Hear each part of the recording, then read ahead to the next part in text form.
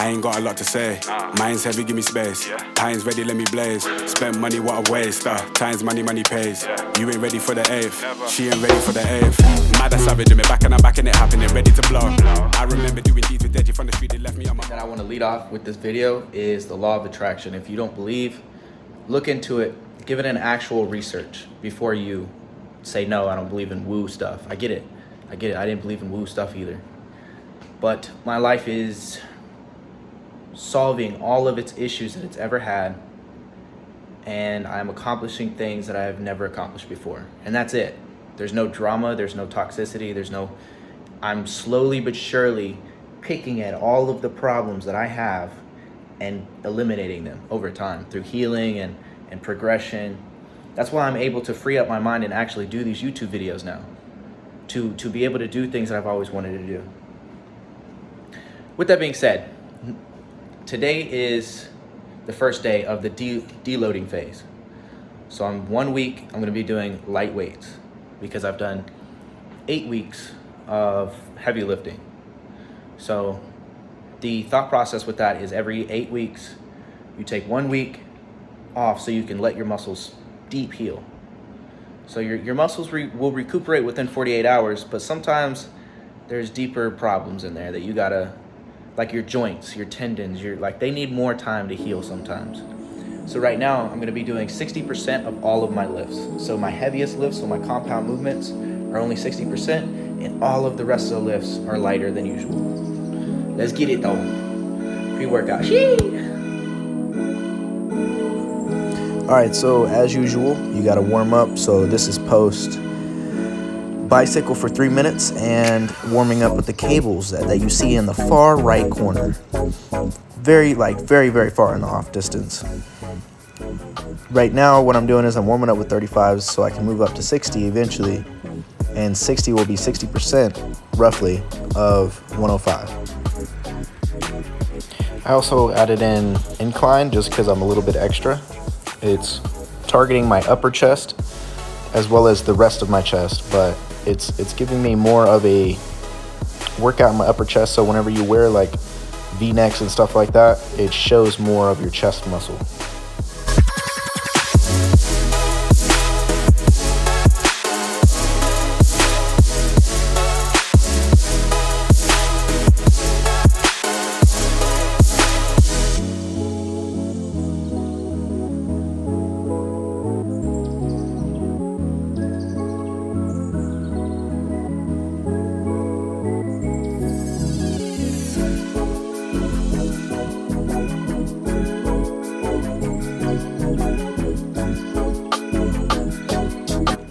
All right, so we're finally at the 60s. What I'm focused on right here is feeling how my shoulders feel, as well as making sure that my chest is feeling the full stretch. So I'm stretching slow and controlled, but also maintaining the range of motion and making sure that my arms aren't too flared out, making sure that it feels natural. And if it doesn't feel natural, I move my shoulders around a little bit, so then it feels like I am getting an actual good workout and not injuring myself.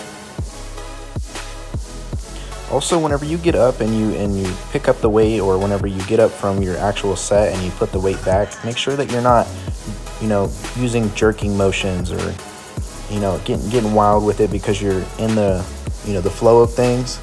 You have to be careful with any kind of weight that has, enough to possibly give you an injury. That's where the main, problems come from, and it sneaks out of nowhere. It's not usually during the working sets. It's like the little movements that you wouldn't think would injure you because you threw the weights down and you pulled your shoulder out of socket or something like that. So make sure you're careful with that. Here with the shoulders, I'm doing a warm up, and we're utilizing isolation movements. So this one is isolating the right shoulder currently, and then I'm going to switch to the left shoulder. So then it really focuses on making sure that, that each muscle is getting the same amount of burn, rather than doing them both at the same time, and the left shoulder could possibly be doing less work. You'll really feel every muscle fiber burning a little bit. So you know you're getting a really good workout. What people tend to do with these is they'll start with their left instead of their right, because most people are predominantly right-handed, which means that their left is always going to be a little bit weaker and might not be able to hang for the 10 to 12 reps. But since I'm deloading, it doesn't really matter which arm I start with because there's not really much work being done here. Right now I'm just maintaining my muscles while they're healing over the next week so I can get back into heavy lifting.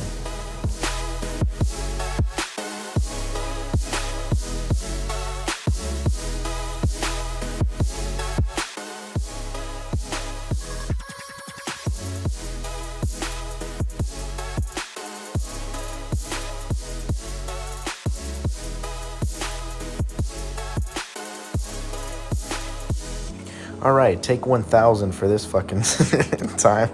Oh my God. Okay, so right here we're at the 50s, and I utilize my right hand as well as my left when lifting it from point A to point B.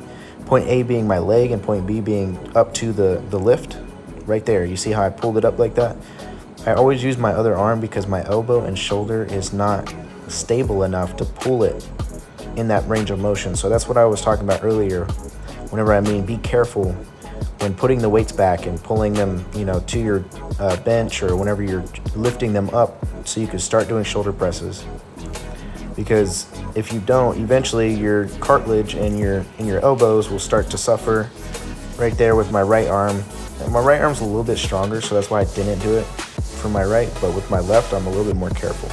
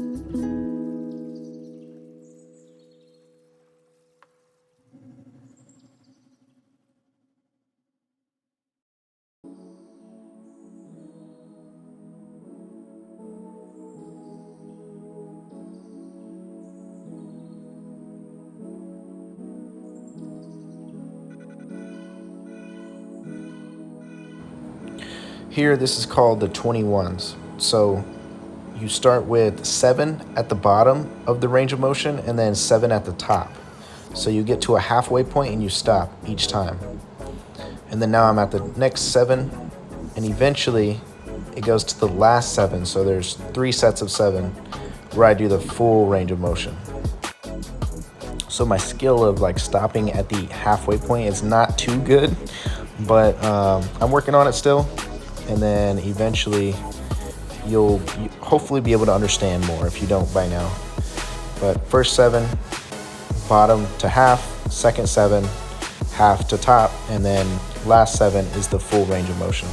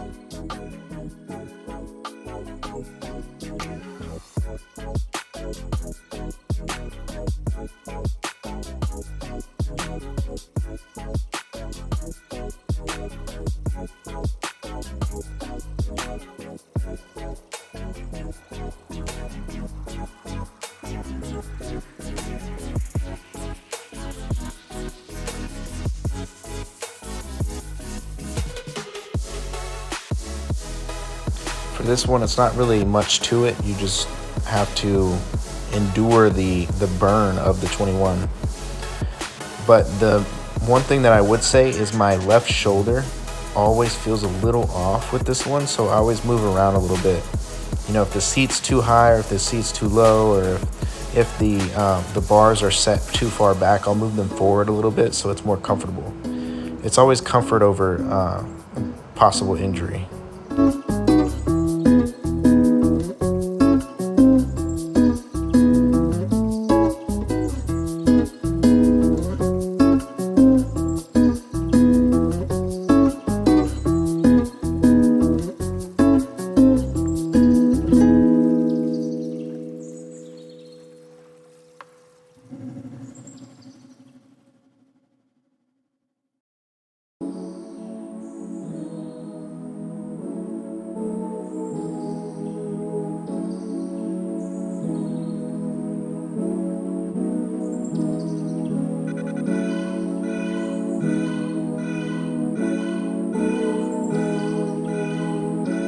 Here we have the infamous dips. What I do with dips is I warm up with the set of 10 with no weight on, and then I put on a belt, and then I'll put a 25 on the belt, and then I'll put on a 35 for 10 more, and then I'll put on a 45 for 10 more. But this is all separate though, so it's 35, take it off, put on a 45, take it off, and then keep doing that. And I only do 4 to 5 sets here, the first one being the warm-up, so I only do 4 total actual sets.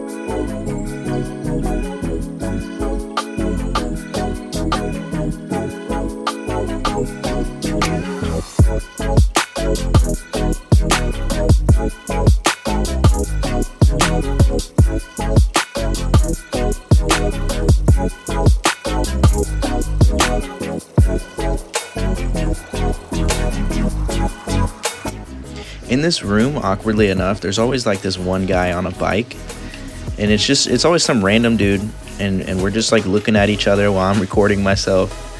And I would much rather be in a room full of 30-40 people than just me and one other guy who keeps looking over at me. It's just, he doesn't understand what I'm doing, and then I'm trying to like just get through the workout and act like he's not there. It's just always awkward.